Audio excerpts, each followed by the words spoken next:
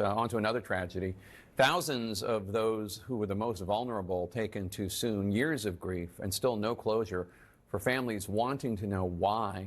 On Tuesday, the House Select Subcommittee on the Coronavirus Pandemic demanded to know what was behind the deadly decision for New York State nursing homes from then Governor Andrew Cuomo. Governor, you own this. It's your name on the letterhead.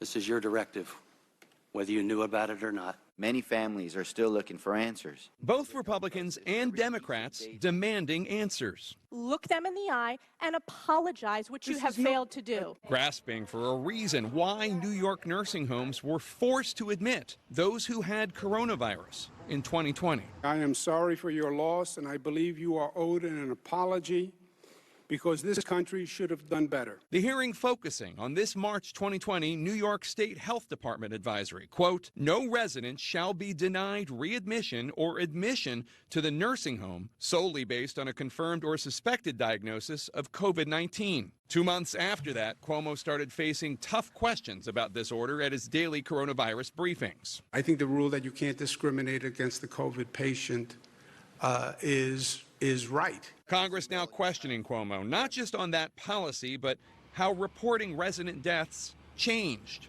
Initially, the nursing home fatality data included deaths both in facility and out of facility. However, in early May 2020, this reporting changed to only in facility deaths. Was this change your decision? No, sir. Whose decision was it? I don't know. An answer lawmakers found lacking. It is scientifically significant to know where, how, and why someone contracted COVID-19 and died. And making their frustrations clear. It is a disgrace. You will never hold elected office again. But for Governor Cuomo, the buck stopped somewhere else. This was a national issue where the president said, I take no responsibility.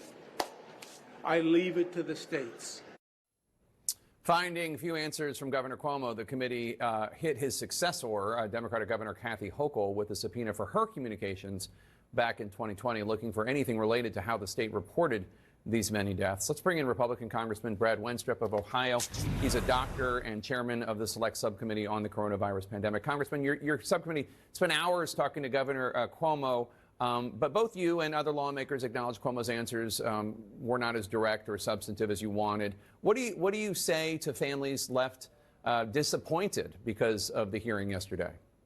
Yeah, I've gotten mixed reactions from the families, as you might imagine. They're pleased that something is being done because the state of New York is not looking into it, and they're happy that at least Congress is taking a look at it. I say to them, I apologize. You know, look, you just talked about 9/11 unifying us as a nation due to the deaths that happened to so many people. To me, that's what the pandemic was about. And this is an American issue. But the problem is we're into this particular state where a directive was ordered that many would argue is malpractice. And it does go against CDC guidelines in spite of the governor saying that they had the option to adhere to CDC guidelines.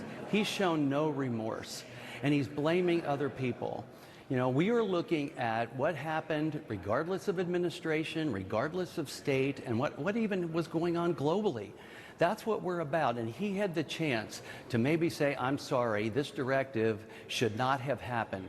But no, he said, I had nothing to do with it, yet he reverses it later, and right before the hearing, opening statements are usually 3 to 5 pages. He gives us almost 300 pages. He prepared for a trial when we were just trying to get to facts. And we're still trying to get to facts, and we have more people that want to come and talk to us. It's really a shame. I've never seen anyone in leadership or had the opportunity to lead. You know, normally in the military, it's, you know, leaders eat last. I didn't see that with this governor. He was getting testing for him and his family while he prohibited testing of patients that were being admitted or readmitted to the nursing homes where the most vulnerable people were, and he blames the nursing homes. Let's turn to the debate last night. Most viewers seem to believe that Vice President Harris beat Donald Trump, did a much better job than him. Are you worried about how the debate last night might impact the race?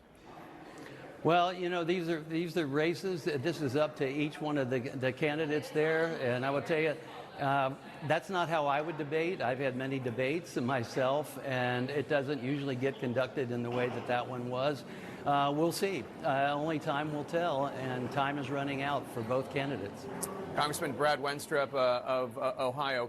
By the way, before you go, do you know anything about people in Ohio, migrants eating cats or dogs, as President Trump asserted? Because we've looked into it, and local officials can't find any actual credible examples of that.